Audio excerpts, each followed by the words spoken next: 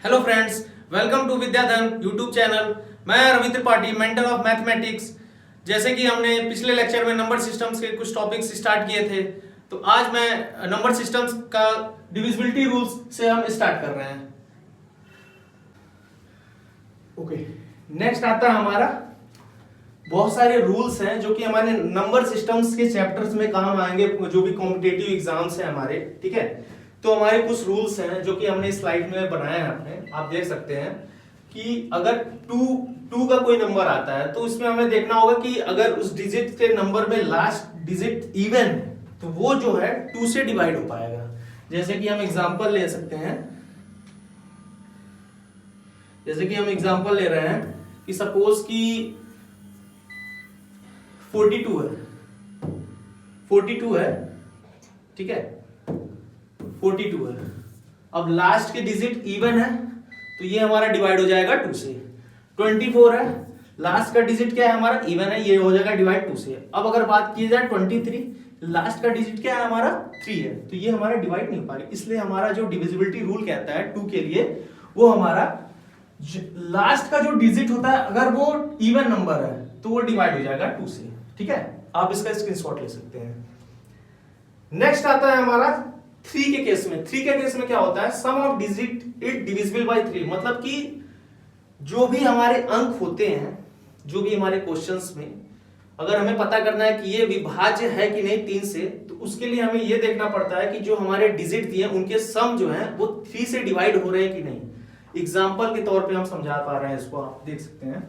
अगर हम बात करें 63, जनरली इसका तो सबको टेबल याद होगा, डिवाइड हो पाएगा। बट अगर सपोज कि इस नंबर की वैल्यू जो भी डिजिट है बहुत सारे 4-5 अंक में हो, तब हम कैसे करें। अभी एग्जांपल देखिए, 6 है, 3 है, 6 प्लस 3 का सम क्या होता है, 9।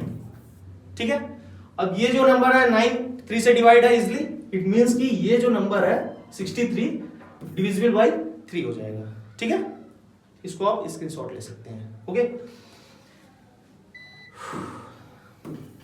नेक्स्ट आता है हमारा 4 का क्या रूल होता है। 4 का रूल ये कहता है कि जो भी लास्ट के 2 डिजिट हैं वो डिविजिबल होने चाहिए 4 से। ठीक है, अब जैसे कि कोई नंबर लिखा है 3, जैसे कि कोई नंबर हमारा दे रहे हैं, हम एग्जांपल ले रहे हैं 324। ओके, अब 324 में हमें लास्ट के 2 डिजिट देखने हैं। लास्ट के 2 डिजिट क्या है, 24। 4 के टेबल में 24 आता है, 4 6 जा 24, मतलब कि ये जो नंबर पूरे हैं ये हमारे डिविजिबल होंगे 4 से। ठीक है, ये हमारे फॉर कॉन्सेप्ट हमारा कहता है। इस सबको आप नोट कर लीजिए। अभी ये आसान लग रहा है बट आने वाले एग्जाम में यही सारी चीजें हेल्प करती हैं। लड़के क्लासेस में तो ध्यान देते हैं बट एग्जाम टाइम में क्या होता है, ये चीज फोकस नहीं आती है। तो इसको आप जितने से जितने क्वेश्चन को प्रैक्टिस करेंगे आपको चीजें बहुत ही आसान लगेंगी। ठीक है, आप इसको नोट कर सकते हैं। नेक्स्ट आता है हमारा 5। 5 का क्या रूल कहता है, 5 का रूल क्या कहता है, इंड्स इन 0 और 5। जो भी हमारा नंबर है, जैसे कि हमारा नंबर है 70, 55, तो इसके हमारे इंड में क्या नंबर है, 0 है, 5 है। अगर सपोज बोला जाए 72, इंड्स के नंबर क्या है, 2। मतलब कि ये जो है ये 5 से डिविजिबल हो जाएगा। क्या होगा, 5 14 जा 70, मतलब कि ये डिवाइड हो पाएगा। 55 की बात की जाए 11 5 जा 55, मतलब कि ये नंबर डिवाइड हो पाएगा। अगर इसकी बात की जाए 72, प्रॉपर डिविजिबल ये नहीं हो पाएगा। इसलिए हमारा 5 का जो रूल बोलता है, अगर नंबर के एंड में 0 और 5 हो तो वो नंबर 5 से डिवाइड हो पाएगा। इसको आप नोट कर सकते हैं या स्क्रीनशॉट। मैं इसका अलग से पीडीएफ भी आपको बना के अपने यूट्यूब पे दूंगा आने वाले टाइम में। ठीक है, अभी फिलहाल आप देखिए, कोई भी प्रॉब्लम होता है आप सजेशन में कमेंट कीजिए, कोई भी दिक्कतें आती है हमारी टीम इस पे वर्क करेगी और जितने भी हम आसान तरीके से चीजों को समझा पाएंगे आपको प्रॉब्लम आएगी। ठीक है, बाकी आप कमेंट्स में आप जरूर इसका क्वेश्चन करिए, कोई भी समस्या आती है आप कमेंट्स करिए। ठीक है, नेक्स्ट आता है हमारा डिविजिबल 6।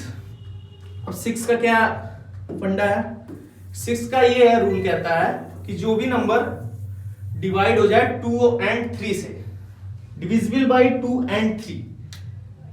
ठीक है, मतलब कि अगर हम बात करें 36,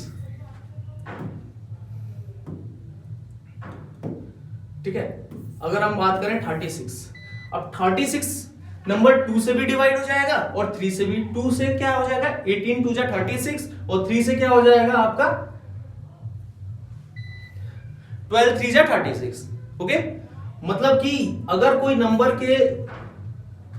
नंबर दिया, अगर वो 2 और 3 से डिवाइड हो जा रहा है, मतलब कि वो 6 से भी डिवाइड हो जाएगा और ये हो भी जाएगा 6 6 जा 36। इट मींस कि जो हमारा कॉन्सेप्ट बोलता है कि डिविजिबल बाय 2 एंड 3, अगर कोई भी नंबर 2 या और 3 से डिवाइड हो जा रहा है तो वो 6 से भी डिवाइड हो जाता है। ये सारे कॉन्सेप्ट को आप नोट कर लीजिए, ठीक है। 9 का क्या फैक्टर बोलता है? 9 ये बोलता है कि sum of digit divisible by 9। मतलब कि अगर कोई नंबर लिखा है, आपको कोई नंबर देता है, तो कैसे हमें पता करेंगे वो डिविजिबल है कि नहीं? तो इसका कॉन्सेप्ट ये बोलता है कि sum of digit divisible by 9, ठीक है। मैं इसका एग्जांपल ले रहा हूं, जैसे मान लीजिए 81 है।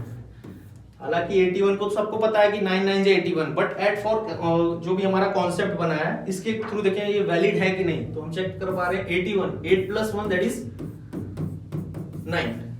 मतलब कि क्या हुआ, ये 9 आ रहा है सम में, 9 ऑलरेडी डिविजिबल है 9 से, 9 1 जा 9, और ये एज फॉर कॉन्सेप्ट 9 9 जे 81, मतलब कि ये जो हमारा कॉन्सेप्ट है ये इस पे मैच कर रहा है, ठीक है। और 10 का तो सबको पता होगा कि इंट्स इज टू बी 0, पता है, बट ये चीजें एग्जाम टाइम में नहीं याद आती, इसलिए मैं बोलूंगा कि इस चीजों को आप नोट कर लीजिए, ठीक है। ओके,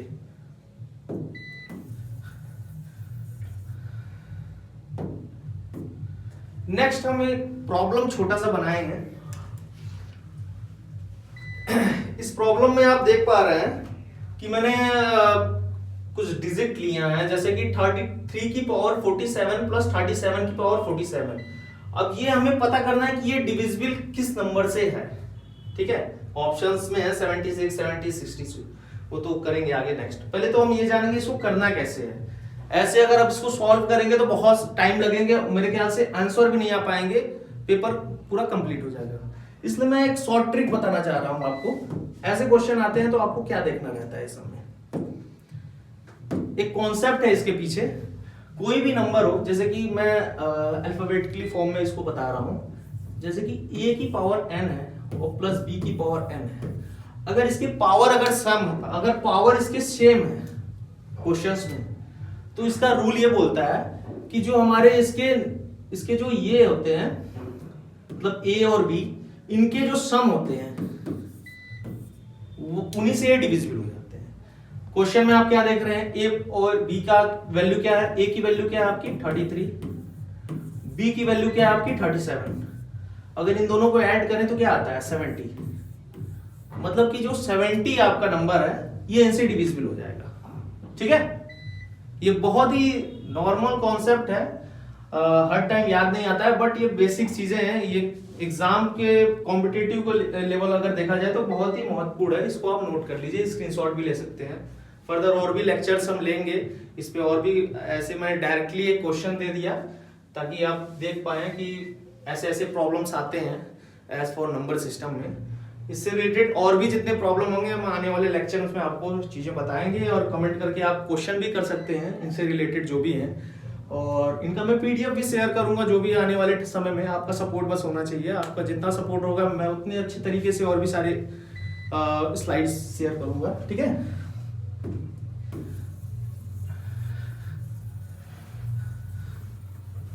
नेक्स्ट हमारा है, अब आ जाते हैं, ये बेसिक चीज है एलसीएम एंड एचसीएफ। सबको पता होगा definition, lowest common factor and highest common factor. इस पे हम फर्दर आगे क्लास लेंगे, अभी हम नॉर्मली बता दिए हैं। इस पे हम एग्जांपल लेते हैं कि भाई अगर कोई भी नंबर का कुछ भी दे दिया है आपको क्वेश्चंस में, उसमें आ गया है कि एलसीएम निकालना है। अब भाई बड़े नंबर का तो ऑब्वियसली एक सिंपल सा तरीका है, डिवाइड करें, फैक्टर्स निकालें उसके, ठीक है। मैं एक एग्जांपल से आपको समझाता हूं कि अगर ऐसा क्वेश्चन मिलता है तो मैं कैसे सॉल्व करूंगा, और मेरे जो भी स्टूडेंट्स हैं इन चीजों को कैसे सॉल्व करेंगे, ठीक है।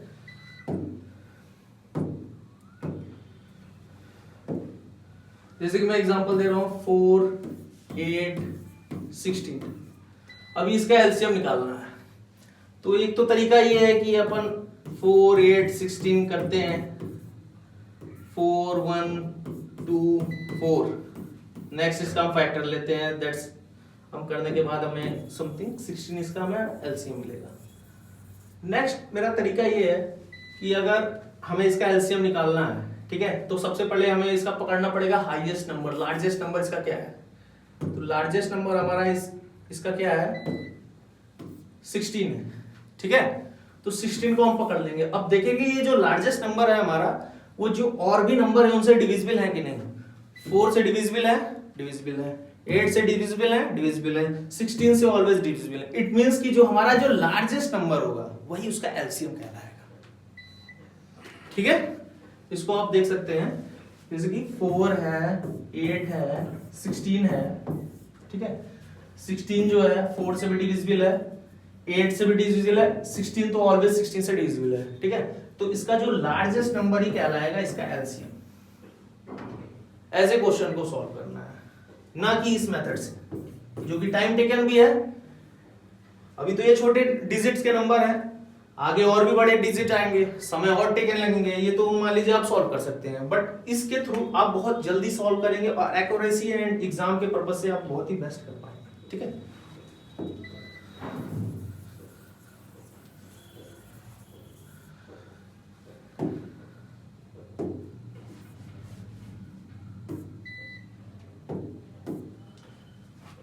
कुछ फॉर्मूलेस मैंने बनाया है, जैसे कि sum of n natural numbers.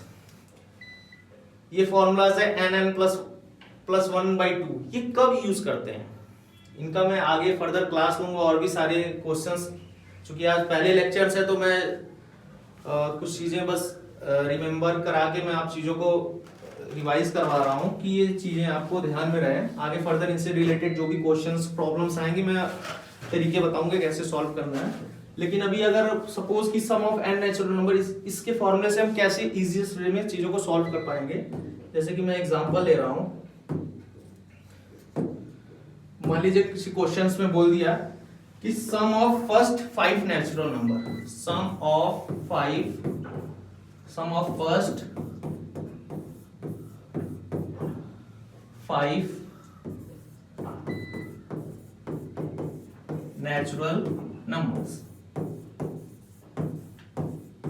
मतलब कि शुरुआती 5 नेचुरल नंबर का सम क्या होगा।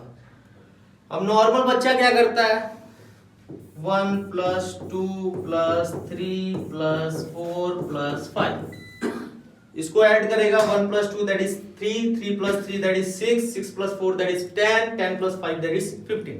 मतलब इसका हमने निकाला, कहा सर मैं तो ये निकाल लिया, 15 आ गया।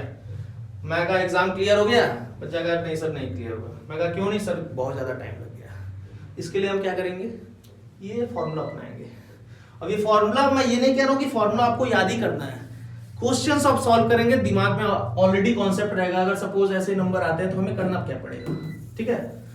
तो उसके लिए हमें ये देखते हैं कि अगर ऐसा कोई सीरीज का टर्म है या फिर फर्दर बड़ा लॉन्ग सीरीज है। अभी तो ये 5 नेचुरल नंबर थे, जनरली आदमी जोड़ के बता देगा, बट अगर बड़ा किसी का सम है तो क्या करेंगे आप, जैसे देखिए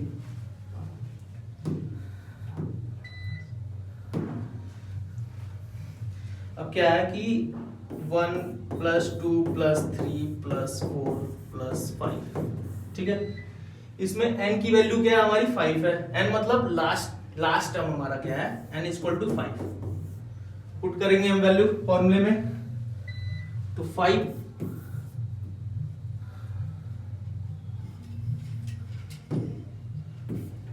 + 1 upon 2, 5 + 1 that is 6, 6 × 5 that is 30, 30 upon 2 = 15। मतलब हमारा फर्स्ट 5 नेचुरल नंबर का सम क्या आ गया, 15। अब अगर यही चीज अगर फर्स्ट 10 नेचुरल नंबर के लिए आता तो क्या होता, सेम चीज हम अप्लाई कर देंगे, ठीक है। इसका हम आगे फर्दर डेरिवेशन भी कराएंगे, ये आता कैसे है, बट अभी आप जानिए कि अगर इस टाइप से रिलेटेड कोई भी क्वेश्चन आए तो हम कम टाइम में कैसे सॉल्व कर सकते हैं, ठीक है। सम ऑफ 10 नेचुरल नंबर की अगर हम बात करें, फर्स्ट 10 नेचुरल नंबर, तो हमारा क्या हो जाएगा, n की वैल्यू क्या होगी, 10। तो 10 10 प्लस 1 अपॉन 2, ठीक है। तो 10 plus 1 that is 11, 11 into 2, 11 into 10 that is 11 110 upon 2, ये हो जाएगा 55। मतलब कि 1 से 10 के बीच में जो सम आएगा नंबर का वो होगा 55। इसका आप स्क्रीनशॉट ले सकते हैं। आप जो भी चीजें प्रॉब्लम आएंगी कमेंट कर सकते हैं। कोई भी दिक्कत आती है आने वाले समय में आप एकदम कमेंट इजीली वे में, मैं हर एक चीज को इजी वे में समझाऊंगा आपको। और मैं चाहूंगा कि भाई अगर मैं कोई भी चीज स्टार्ट किया हूं तो उसका पूरा का पूरा आप जितना लाभ उठा सकें उठाएं मेरे चैनल के माध्यम से। और जो भी क्लियर एग्जाम आते हैं, छोटे ग्रेड हो चाहे बड़े भी ग्रेड हो, मैं वही पहले ही आपको बता दिया हूँ कि बेसिक से एडवांस लेवल तक हमें ले जाना है। कोई भी एग्जाम हो इजीएस्ट वे में क्लियर होगा। मैक्सिमम में चांस रहूंगा कि जो भी लड़के मेरे क्लास देख रहे हैं चीजों को इजी वे में सॉल्व कर सकते हैं, ठीक है। ओके, अगर और बच्चों अगर आपको मेरा वीडियो और जो भी चीजें मेरी अच्छी लगी तो प्लीज चैनल को सब्सक्राइब करिए और सपोर्ट कीजिए। फर्दर मैं और भी अच्छी वीडियो लाऊंगा और जो भी मैं शुरुआत में बताया हूँ कि इजी वे में मैं चीजों को समझा पाऊंगा। और इससे रिलेटेड जो भी प्रॉब्लम आती है आप कमेंट बॉक्स में आप क्लिक कीजिए और कोई दिक्कत नहीं है, मैं इजी वे में समझाऊंगा, ठीक है। Thank you.